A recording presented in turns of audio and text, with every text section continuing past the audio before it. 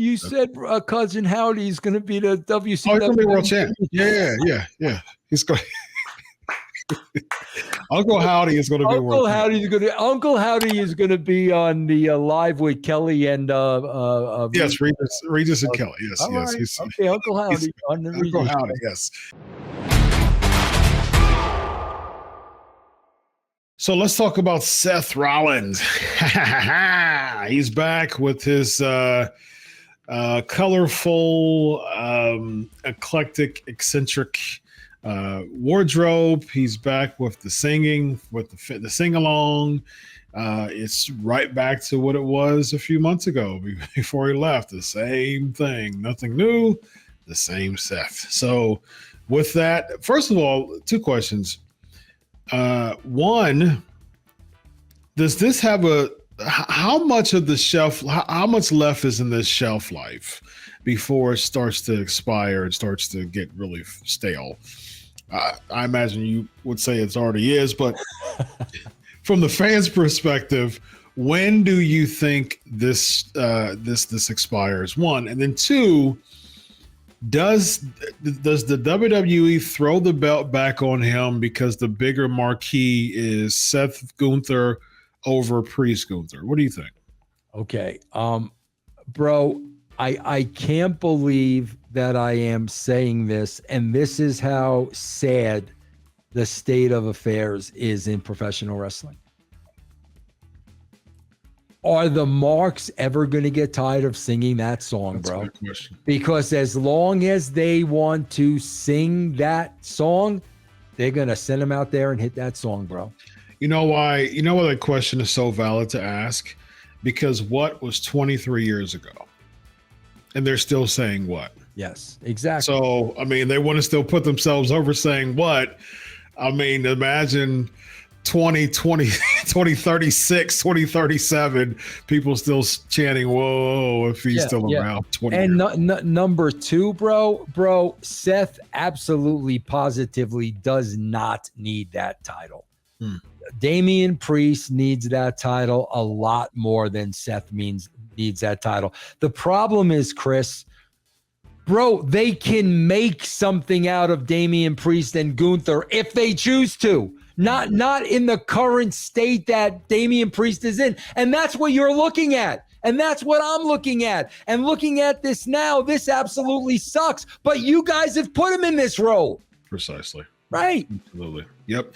I mean, again, I'm not attributing this to Priest. I'm not. I think he looks like money. I think even his NXT run, was good.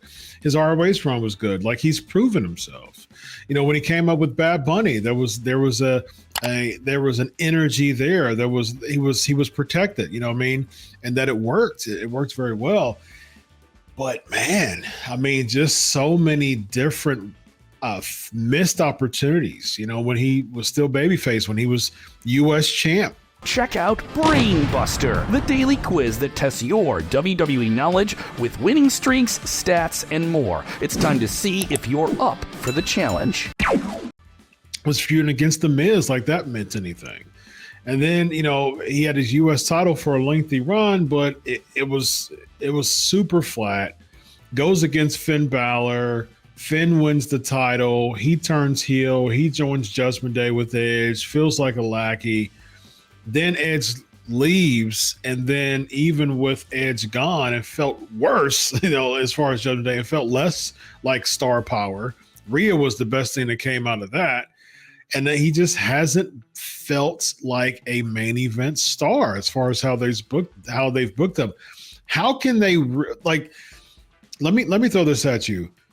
Gunther winning if he does win the title at SummerSlam, I'm a huge advocate of he needs to win it against a true babyface, because he needs to get all the heat that he possibly can to have his first world title win, because at the end of the day, this should make Gunther look like a top main event heel to feed eventually to a babyface. So, one, do you think that Gunther will win the title at SummerSlam, or do you think they'll wait till WrestleMania? And how in the world can you make this dynamic work as far as fan reaction is concerned? Chris, the last time Gunther had an in-ring after WrestleMania, bro, they were turning him babyface. Remember, the people were turning him babyface. So, bro, now you've got him stuck kind of like in a middle position. Yeah, because when he won King of the Ring, he cut a heel promo and you know, he got heat again. Yeah. So that was just okay, I'm just so confused now. So what match are you talking about at SummerSlam? Seth or Priest? So Gunther won the King of the Ring. Right. So as a result, he has a title shot at SummerSlam. Against who? Whoever wins between Seth and Priest. That's why I think Seth is going to win, because that match has bigger star power in the eyes of WCW main event level than Priest versus Gunther. Bro, if Seth wins, Priest is dead. I think Seth will win. Bro, here's what they're banking on. I'm telling you right now. Here's what they're banking on.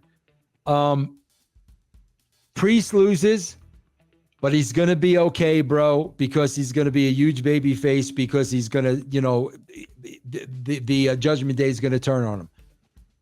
Here's what you and I know, and here's what they know deep down inside. Bro, the Judgment Day has no heat. Right. So that is not going to mean Damian Priest beating up Finn Balor means zero. Yep. Zero, bro. Yep. I agree. What I think is going to happen, Vince, I think that Seth is going to beat Priest. I think they're looking for more of a big fight feel at SummerSlam, which makes sense. I mean, it's one of your biggest pay-per-views of the year. They're looking for the big fight feel. They're going to do Seth versus Gunther. Then they're going to take Priest away from the title picture, because you have the Priest versus Finn dynamic that's still there. I think it's going to be non-title Priest versus Finn.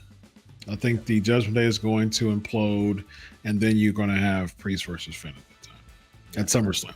And it means absolutely. It means nothing. It doesn't mean anything, man. Bro, but okay, Priest beats Finn. So what? Finn beats Priest. So what? Bro, there are some people that are excited about that. Of course there are. Yeah. It was just fun and easy and breezy at that point. Oh. Easy, breezy, beautiful cover girl.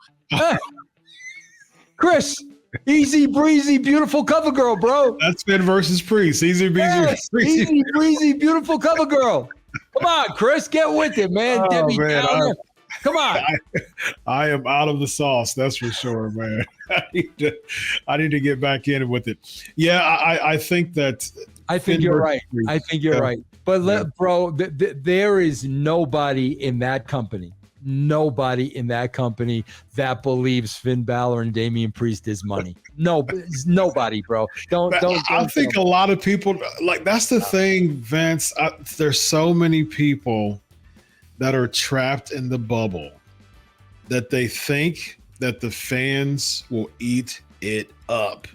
And guess what, Vince? They do. Because, Chris, do they think the fans will eat it up because it's a great match? Yes. They think it's going to be a great match. They think that the story is good enough for the fans to get into it. And guess what? If you check out the socials, you're going to have all the fans saying, oh my gosh, I've been waiting for this for so long. Finn versus Priest is going to be fire. Like, all of those things are going to happen on the socials. And WWE clearly looks at that stuff. That's where their validation is, man. That's where they're going to find that, okay, we made the right decision. See, Chris, but here's what is confusing the crap out of me, and I wish Raju would let us talk about this with EC3. This Wyatt Six, bro, is going completely against the people that they've been kowtowing to for the last 10 years. That's what I don't understand. Bro, do you know how much pushback they're going to get on this in the coming weeks? Yeah. I don't understand, bro. Yeah, man. Again, and I've been saying this since we first started talking about it. How is this going to translate into a match? Well, you said cousin Howdy is going to be the WCW. He's going to be world champ. Yeah. He's going. Uncle Howdy is going to be world champ. Uncle Howdy is going to be on the live with Kelly and yes, Regis and Kelly. Yes. Right. Okay, Uncle Howdy on the Uncle Howdy. Yes, he's going to be. He's going to win. He's going to cash in. He's going to win the money. Uncle Howdy's going to do Subway commercials. Absolutely. Okay. Absolutely. All right. Yes. We'll see. He's going to cash it in. He's going to win the Money in the Bank. He's going to carry his briefcase.